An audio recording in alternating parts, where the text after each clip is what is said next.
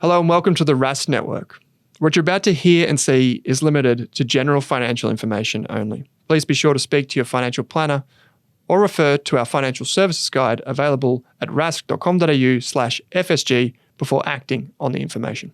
Kate Campbell, welcome to this episode of the Australian Finance Podcast. It is wonderful to be back, Owen, talking about travel this year, which we're all going to do. Yeah, it's a bit exciting. It's a bit of fun for everyone.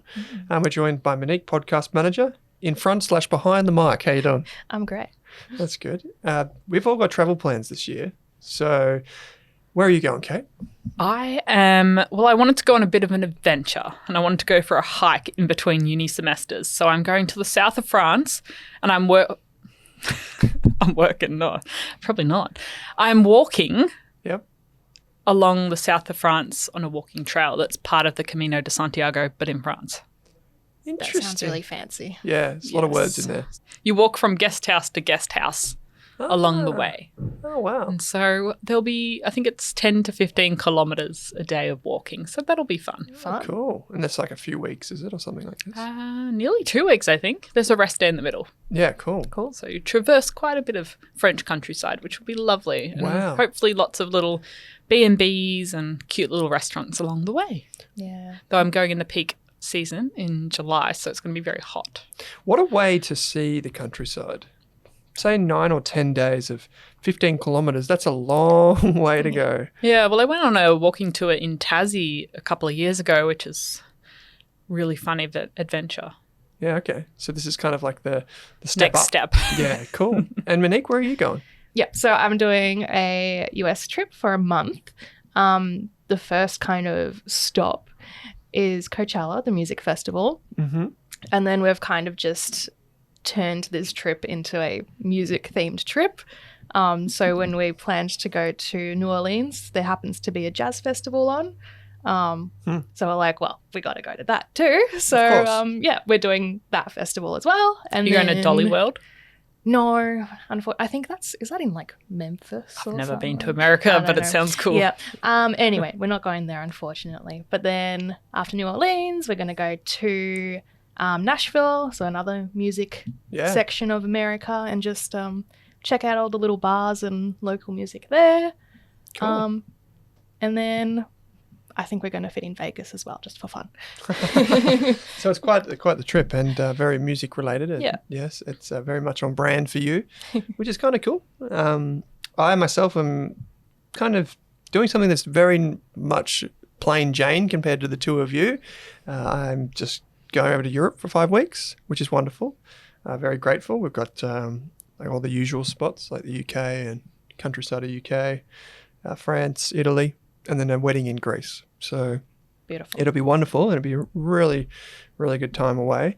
But this episode is all about helping people plan holidays. Now, these 3 holidays might sound a bit extravagant to you, particularly if you're running on a tight budget or things like this. So what we're trying to do is just give you some ideas around how you can plan for these types of things. And obviously, we've been planning, each of us respectively, for quite a while at various stages. I think you've been planning for this trip for a decade, Owen. Well, it's been one a while. way or another. Yeah, well, I haven't been, right? So when you know this, but back when I was younger, I'm fortunate that my grandparents come from Europe. So to have a passport, citizenship by descent in the UK. So I always planned to go to the UK and work in the UK. And I didn't get a chance to do that because we started the business, right? So this has been a long time coming, and we're really grateful to be able to go now. It's costing a lot, which is fair to say, with flights and accommodation these days. It's quite expensive, but we're really excited. And with this episode, what we want to do is help folks get a sense of how we would plan for something like this and hear different perspectives. Even if you're shopping local, you're traveling locally, which is what I've done over the last few years. There are many tidbits and kind of little helpful things that you can take away from this episode. But Kate, where do we start? I think we should start by the main thing, which is the cost of the trip, and then sort of thread in all of the different tips and tricks we've got. So I think holidays, especially Europe, they always run over budget. Yeah. Like I was sort of mentioning grand designs, though. You always think it's going to cost this much, and then it ends up costing more, especially at the moment. And we're you and I are kind of going in peak periods, so everything just feels a bit more expensive. When I went last time, I went in the middle of winter, and so not many people want to go, and you don't have to wait in queues for anything, and things are cheaper to do and see. But because I'm going in peak this time, because that's just the only slot I had in the middle of the year, I'm having to pay a lot more for flights, and I'm having to pay a lot more for everything else. So I suppose you'd have to plan a lot more in advance because things would like book out and stuff as well. Yeah, so I was having a look at hostels, and they're already going to cost more than the previous trips. So that's probably one thing. Just if you can be a bit more flexible. So a lot of people have a bit more flexibility in their jobs and maybe their studies to do it at certain times, but then a lot of people don't. But if you do have flexibility, try and pick off-peak for whatever country or area you're going to. Yeah. What month are you going? Late June. Late June. And obviously you said France. I say France, but... flying into London and out of Geneva. Agree to disagree. But, what's really interesting is that... folks may know this already, but that's when the Olympics are on. Yes, so avoiding that area. Yes, so we had intended to go to Paris, and we would have been there right when there was a bit of overlap between the French Open and the Olympics. Perfect timing. So the mecca, if you will, of holiday costs in terms of accommodation, it was going to be so much. We started looking at things on booking.com, and we realised it's like $700 a night for a hotel, like a basic... Not that crazy, Yeah, that's insane. And we were just like, okay, we just completely took that leg out of the holiday. So we just fly straight over Paris down to Nice. So it's worth finding what's happening because it might mean there's a better time to go to Paris. Yeah. Because if there's a local cultural festival or something like the Fringe Festival in Edinburgh, and then you think you can book on the day or a few weeks out, you might not be able to. It might cost a lot. So just being aware in advance about what's happening allows you to plan your trip a bit better. It also depends what kind of holiday you want to. If you only have leave during a certain part of the time of the year, you may want a particular type of holiday. So if you want also, if you only have say the peak hour time off work and you can't really be flexible with the timing, you can kind of choose countries that are a little bit cheaper than others if you're not too fussed on you told me this the other day, actually. Yeah. Like, for example, I mean, things always change and costs always change, but I know like Portugal is kind of like a cheapish country to travel. Instead of doing London would be so much more expensive than Portugal. So there's like those little things I guess you could do as well. Yeah, that's really interesting. I'm going straight to London, just so you know. Yeah, so good luck. Yeah, but there's only one Stamford Bridge. That's a Chelsea reference, never mind. Chelsea soccer. Yeah. Well, I'll have a whole list of things for you to do in London. But yeah, if you can plan as far out as possible and then break down your goals. So if it's $5,000 or $10,000, if you can plan 12 or 18 or 24 months out, then you can break that down and figure out, well, what do you need to put aside each month? Same with an emergency fund. You can create a separate savings account or a separate offset account, automate those payments. If you don't have enough disposable income left over each month to hit your monthly targets for your travel fund that's happening in 12 months' time, then maybe it's time to side hustle for 12 months so you can reach this goal if that trip's really important for you, or you can take on some extra shifts, or you can find some way to make some extra income. Yeah, a friend of ours, she loves to travel, would travel for 6 weeks a year.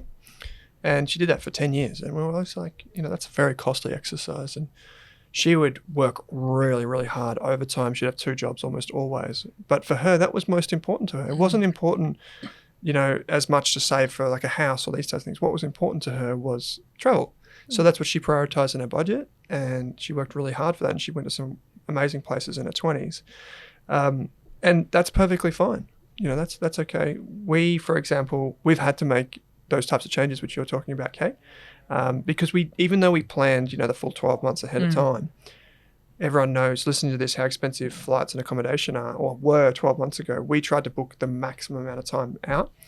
A little hack here is that if you do use Velocity or Qantas points, typically what happens when you book your flights, and you can book say 12 months in advance or something like this, if you go into the portals to book using your points, is they only reserve a certain number of seats. And within the flight itself, there's only a certain number in each level. So like economy, premier economy, business, or whatever you're flying. And so the key thing there is even if you have points, you may not get the seat that you want, or you might not even be able to use them at all. So the further ahead you can book, not only is the ticket price cheaper, you will also find if you're using points to travel, which a lot of people do that listen to the show, you're going to get better seats by booking further in advance. Yeah. And I was going peak time, so I couldn't use my points. There were no classic reward seats available. So if I was going in February, that would be quite fine. a different thing. And the other thing about planning this trip further in advance is if you know you're going to travel overseas, well, you can sign up to the mailing list of a travel insurance company, for example, and then you'll get their email when they've got a different sale on saying 20% off travel insurance for the next 48 hours. So if you know it's a cost you need for that trip, you know your dates, then you can pay for the thing you need to pay for anyway with a discount. And that's the same for a lot of accommodation, like booking.com send out sales. I did that for the internal flights of my America trip. I signed up to all the American airlines, and then once the sale came through, they sent me an email, and then I booked my internal flights. Okay, not with American Airlines because that's actually an airline. No, the what did you say? Yeah, plural. US Airlines. But that makes a lot of sense, right? Yeah. Just be on the list. It's like our frenzy deals that we have here in Australia for Jetstar and Exactly. And then you just unsubscribe once you've booked the thing. Yeah. But you mentioned also with the insurance, one of the it's not insurance, but the way I think about it is insurance. With booking.com, you can book. We've talked about this on the show once before. Is you can book your accommodation and pay later, so you don't have to pay immediately. So it's like a refundable booking, basically. And locks in the price, doesn't it? Yeah, it locks in the price. You do pay more for that particular option, but you'll see when you go in, it might be like the King Suite or whatever they call it, and there might be two different options, and they look exactly the same in booking.com, but one is refundable, one is not. And it might be $10 or $20 more. Yeah, exactly. Yeah. So a lot of people after COVID would take that option every day of the week. Yeah, I've done that option many times. Yeah, and we did that too. We booked something and then we changed to an Airbnb. Yeah. So once we found something, because we didn't think this particular Airbnb that we wanted, I think it was in Positano or something, we realized that wasn't available. And then it came available and we're like, oh, okay, well, we'll do that one and take away the booking.com thing. Beautiful. Yeah, and with booking.com, we've mentioned as well on the show, if you can use a cashback app like Cash Rewards or Honey or even Raise Rewards where you get a cashback amount back invested for you, do that, because especially when we're spending more money on accommodation and flights, this is the time when it makes sense to use a rewards or a cashback platform. Yeah, absolutely. So that's something that we've talked about a lot that's basically what I use Raise Rewards for, is I book. So you go through Raise Rewards, then you go into booking.com, then you book, and you'll get, say, about 4 or 5%, depending on the promo at the time, 4 or 5% of your booking.com fee will be reinvested into your Raise portfolio, which is just a portfolio of ETFs typically. And it's a great way to start building a little portfolio on the side. And you can get up, if you're going to Europe, for example, on an extensive holiday, or you've got some travel plans over the next year, that could be a few $100s. It could be a few $1,000s by the end of the year, once you've got roundups and things going on as well. So it's a really good way to kind of dollar cost average into investing. You don't even realize. There was another thing about the insurance angle, which I was talking to a mate about this on the weekend. He just signed up, and we don't advocate for this, just so we're fully across this. We don't necessarily advocate for this, and we don't talk about it a lot on the show for this deliberate reason, but a lot of people do use credit cards. It's pretty well known that a lot of people that listen to the show will use credit cards for budgeting and use it responsibly, of course. And so a friend of mine signed up to something, and he was able to book his accommodation overseas using he had an Amex. I think it was like the Centurion one. You can look at the T's and C's yourself. But effectively, he discovered, when we started talking about it over lunch, he discovered that he may have travel insurance that applies through his credit card because he booked through his credit card. And that's a really important little extra thing that you may get as part of your deal. But obviously read the terms and conditions and know that it may not be as good as, say, insert XYZ travel insurance. So if you do have that, it might save you some money. It might even give you peace of mind that, hey, I don't have travel insurance yet, because one of the good pieces of advice is get the travel insurance early, because when you start booking things, you can get the cover. But if you leave it until, I'm going away to Bali tomorrow, I'm going to get the travel insurance today, you might not be covered for things that you've already spent on. So keep that in mind too. And that's really it for insurance. But I just want to double click maybe one quick thing on the offset account. I think the offset account is the best place if you have a mortgage to put your money for your holidays. If you don't have an offset account, if you don't have a mortgage, congrats to you. Put it in a high interest savings account. Yeah. It's not the type of thing that you would invest. No. You know, we probably have some people out there that would invest in ETFs or something like that. I don't think that's very sensible. Yeah. Cool. Okay. What else we got? My other tip is to have multiple ways to access your money. This is less about planning for the trip, but planning for using your money while you're there, because when I lost access to my iPhone on my previous trip because it fell into the youth hostel toilet, that was at the very beginning of the trip. Now, there are some banks that are app only and don't have web access, and you might not have all your passwords to things because they were stored in a notes file on your phone. So you need to have other ways to access your money, have your money for your trip on multiple bank providers, multiple cards. If you can take a backup phone, I mean, that's not an option for everyone, but maybe you can get just a cheap phone where you can set up access to some of these accounts. That could be good to put at the bottom of your bag. Luckily, I took my iPad because I figured I might want to watch something or need it to read a book. And so I was able to access some of my bank providers, not all of them, through there and transfer things across. And then my parents did point out to me, they sent me a message saying that you can still do an ATM balance check. So I was able to put the physical card in the ATM and click balance check, which I haven't done this since I was a kid, pre-online banking. And I was able to find out how much I had so I could keep track of things and move things around. So, yes, multiple ways to access your money, backups. If you have an eSIM, that's one way you can port things across. A lot of travel providers will create an eSIM so you can text and use internet while you're going without having to remove your phone's physical SIM. I've got the eSIM happening. Do you? What kind of device is that running? Is that Apple? At the moment, yes. Yeah, okay. Cool. Yeah, so Apple does have the eSIM functionality, which is pretty cool. But even backups, like I was having to use the iPad for maps, and walking around the streets of London with an iPad and the map out, it looks really cool. So I was having to take a lot of screenshots, and even going to shows with my iPad backup, I was having to hold out the iPad, and people were having to scan the QR code, which was massive because it came up on the screen big and you couldn't make it smaller. And the person at the shop's having to hold their device out to scan it. So, yeah, maybe a backup phone would be handy. Yeah.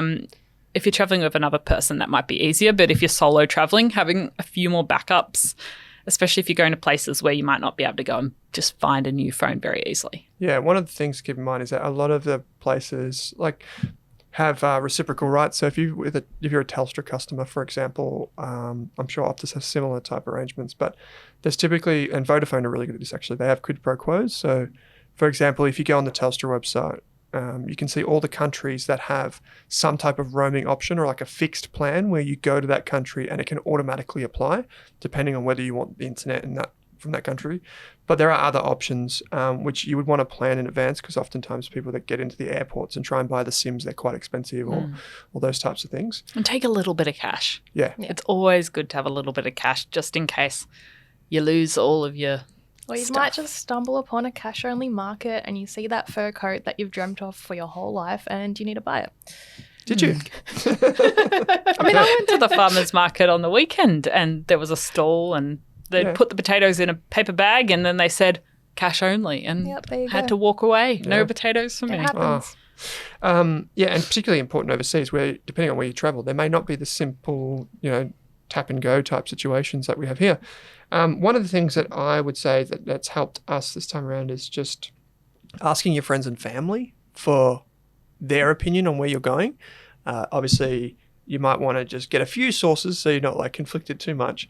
But what you're trying to get at is you're trying to understand what they think they would have done better if they were in that area. So you can just ask them, what would you have done differently? Or what was your favorite place? Or something like this. And that's definitely the case with us. Like when we're staying at a part in Italy, we learnt that to get from Naples to where we needed to go, it was really, really complicated. And it was just the private driver alone, I think, was about €200.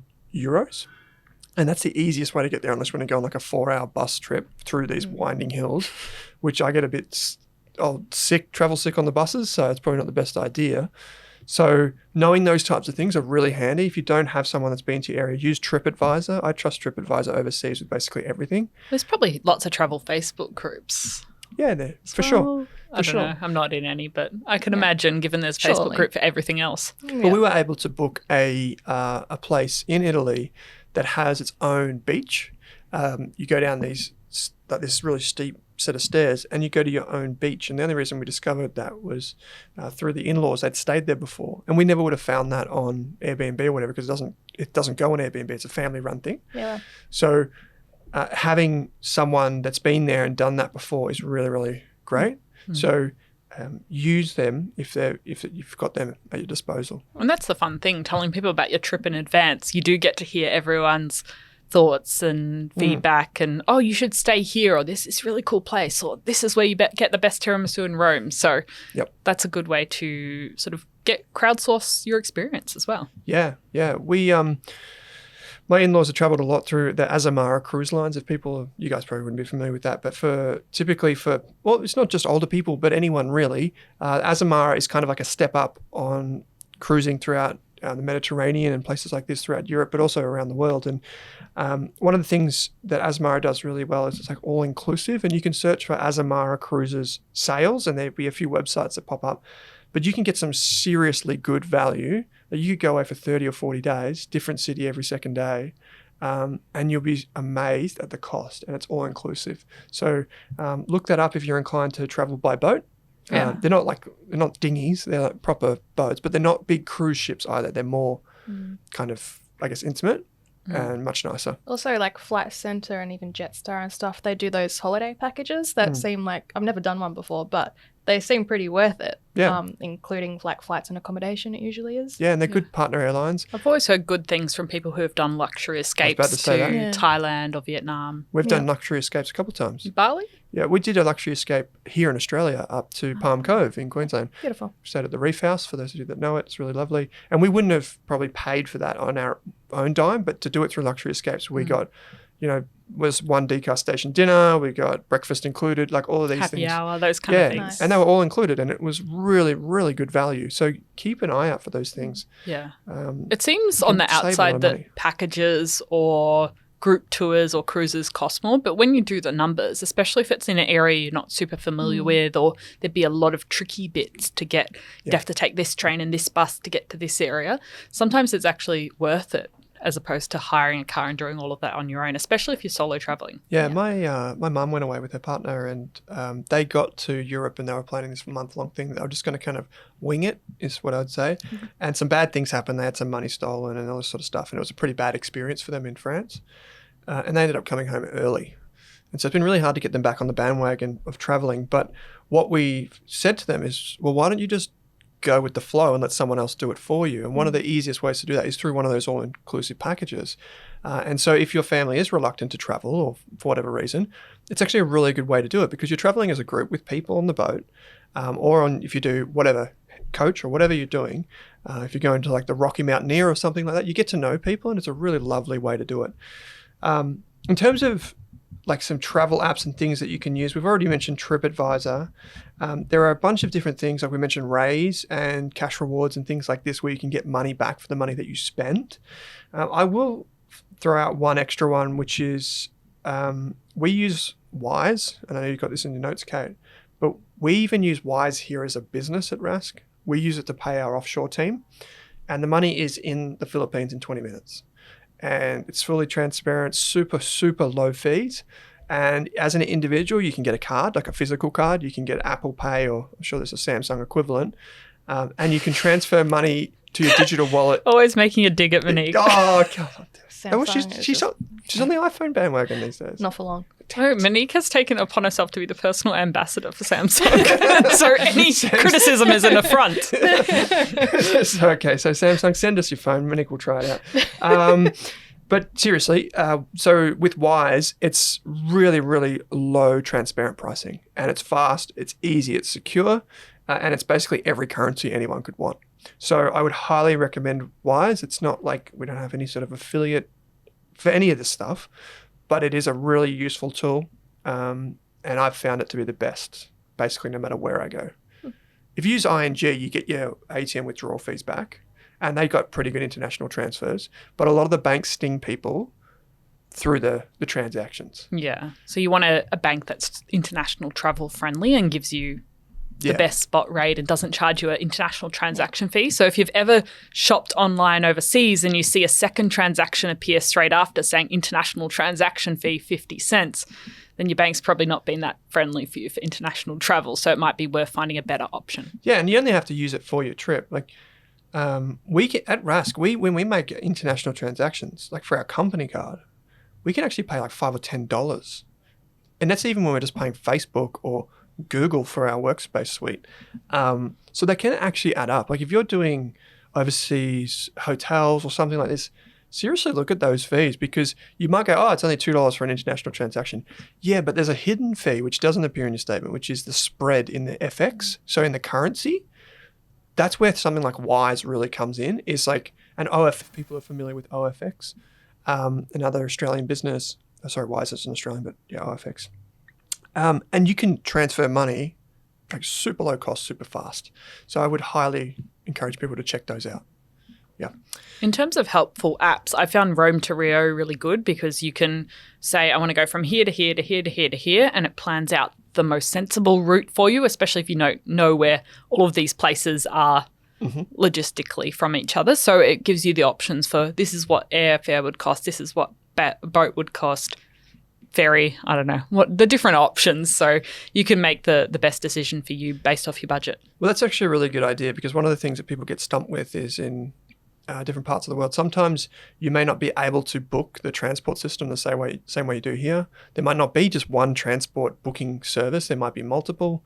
It might be cheaper to go by air, by ferry, by whatever. And so in some parts of Europe, it actually makes more sense to get the train than the plane. Oh, absolutely. Yeah, it does. Or some instances, it might make sense to drive or maybe catch a bus about, whatever. So this is a really good app. Skyscanner is a good one for just flights, to compare the prices of flights as well. Yeah. Kate, do you know What If? Have you ever heard of that website? I've heard of it, but I haven't used it. Yeah, right. I was just wondering, because an ad came up yesterday in my app store, and I was like, oh, okay. What if? But yeah, like, what does it do? Flight Centre, it's the same. It's like hotel bookings and that type of thing. But Webjet does similar types of things. There is, I was going to mention something else. Maybe I'll get to it in a minute, but you keep going with your apps, Kate, actually. Yeah, there's another one I really like called Get Your Guide. So if you are wanting to do tours or all sorts of different activities, whether you want to do a food tasting experience or you want to go for a tour around Rome or anything like that, a bicycle ride in the countryside, you can book all these things through the app. It's a bit like Airbnb, so different tour or activity providers can put their activity on the platform and people can review it, and you book through there, so you get all the booking confirmation and everything. So you can read reviews, you get all the detail on the start time and stuff like that. So I use that quite a bit in my last trip, and I'll use it again. But that is good because you get to see reviews. Airbnb experiences is another thing. Yeah. I haven't used it, but it looks quite good. Yeah, I've seen that. I haven't used it either. You tried it out? I set up my own experience one time, and then it didn't ever happen. That's my extent. Okay. Well, a photography walking tour in Melbourne? Tour around Melbourne. Oh, yeah. You're very predictable. It was when I had no job, okay? If anyone wants a photo tour around Melbourne. Are you offering private tours? Not anymore. And Hostel World. Yep. If you are on a hostel budget, great app. You can sort through and find different options for different places. Sort by price. If you want a female, male only accommodation, you can see what the things are. If it has an ensuite, everything in one spot. And you can have your hostels for all your different countries in one app. And that makes life a lot easier than trying to find emails from 10 different booking places. That's cool. I like that. It's a hostel world. Yeah, there's so many different apps and tools out there. I think one of the ones that's obvious is Airbnb. You did mention it before, but still people are reluctant to travel with Airbnb, I find, in some instances, but actually probably half of our bookings are through Airbnb. And just compare the prices, read the reviews. It's worked really well in Australia for me. Yeah, it's worked really well for us around the world. Like we've done it in Vancouver, New York, all over. And sometimes you find really cute, unique places as well. So yeah, and for a good price, you're surprised because some people might be letting their house for a different reason. Like they might not be there. Speaking of, one of the things that's a bit outside kind of like the box, which is you can actually, if you're traveling for an extended period, you can use things like trusted house sitters which is a tool that I've used for both sides of the fence, being a letter and someone who then takes on someone else's house. So trusted house sitters or trusted pet sitters. There's another one called Aussie house sitters. There's so many different ones. Just have a look through the different options. We'll put some links in the show notes. But basically, these are websites where you can help someone. And I've got one right here from Trusted House Sitters. They estimate that they have saved people $500 million in accommodation and pet care costs during their travels. So that's over 10 years. So to give you a sense of how much money can be saved, I've heard of people saving up to 30% on their travel plans by house sitting. And the reason, so how does this work? So basically you go on, you get verified. On most of the good platforms, you have to verify through ID and all these other things, and then you have to get reviews. But say a place like London is probably one of the most popular for these platforms in the world because people in London love to travel. They typically have higher paying wages and they're so close to the rest of Europe, so they travel quite a bit. But those people have pets. Those people have houses. They have plants that need watering. So they put their houses up for grabs on this platform. It doesn't cost you anything as a user unless you pay to get verified. And you can take on the responsibility of their house. And of course, you can't then go, oh, I'm just going to go to, I don't know, Positano for a weekend. You have to be at the house and you have to fulfill your obligation. But you can actually experience local culture in a way that you probably didn't think before, and it doesn't cost you anything. And then likewise, we were saying this before, when we're traveling, my partner, she doesn't have enough leave to cover the whole stay of us being away. So if we're away for 5 weeks, she only has 2 weeks of leave. That means there's 3 weeks where she's not getting paid. So our mortgage doesn't stop.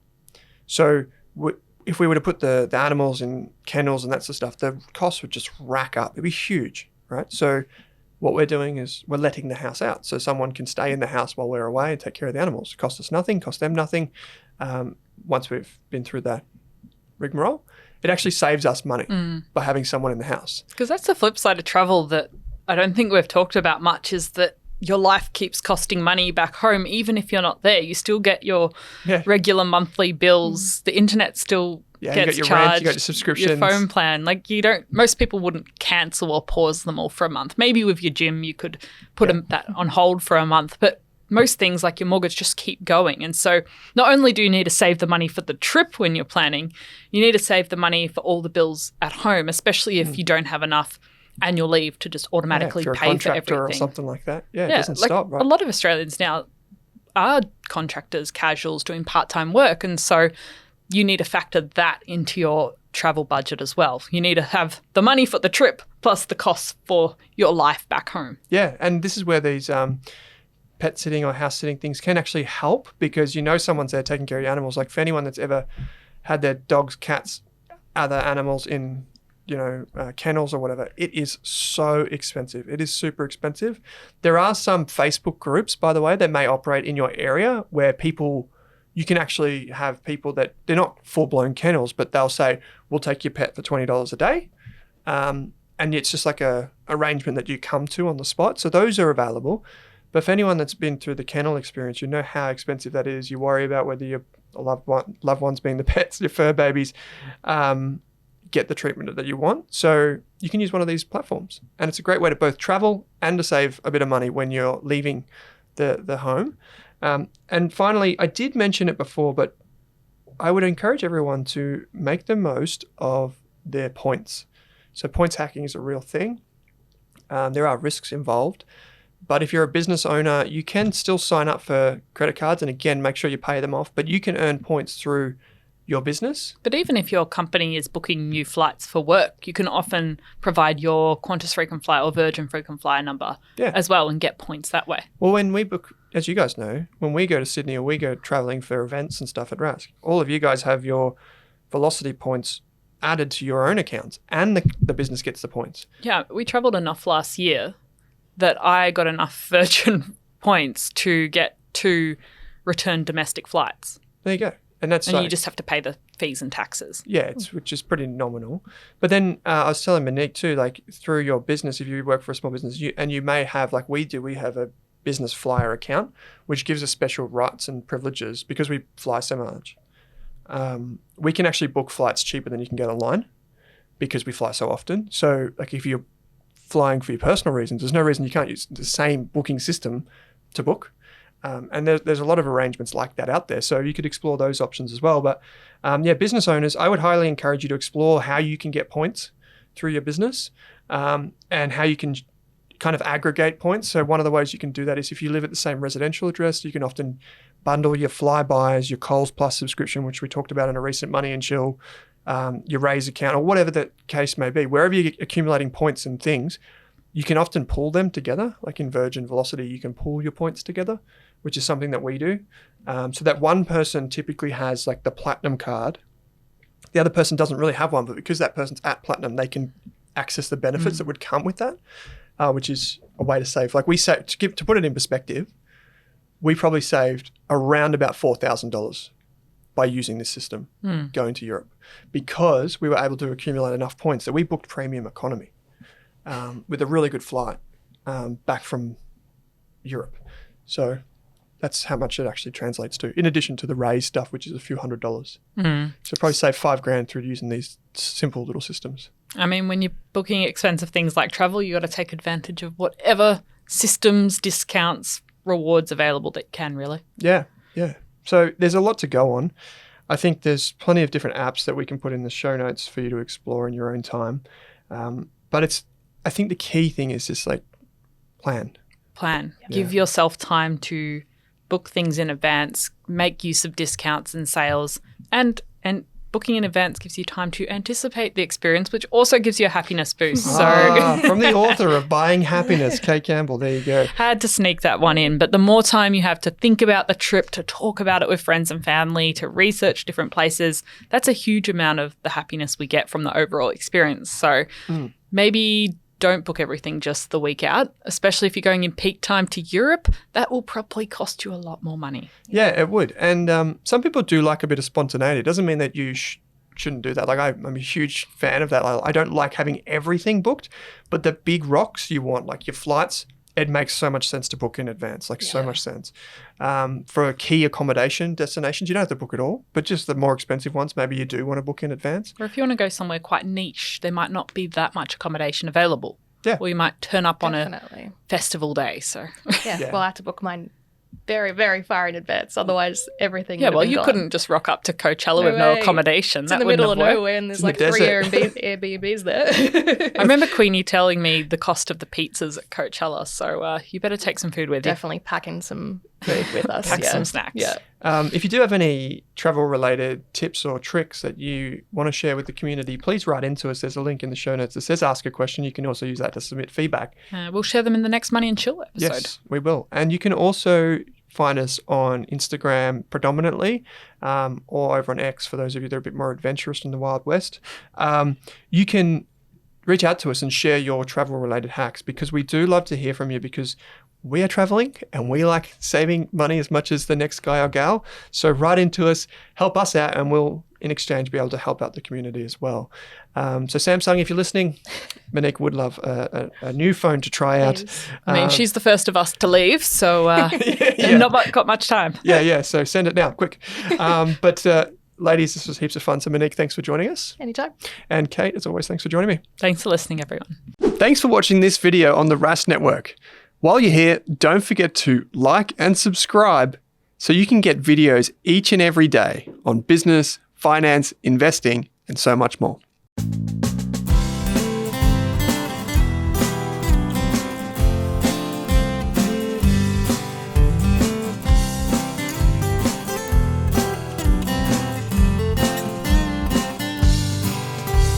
Imagine if Samsung does actually send you a That'll phone. be a dream come true. Out of 90,000 listeners, surely one works for Samsung.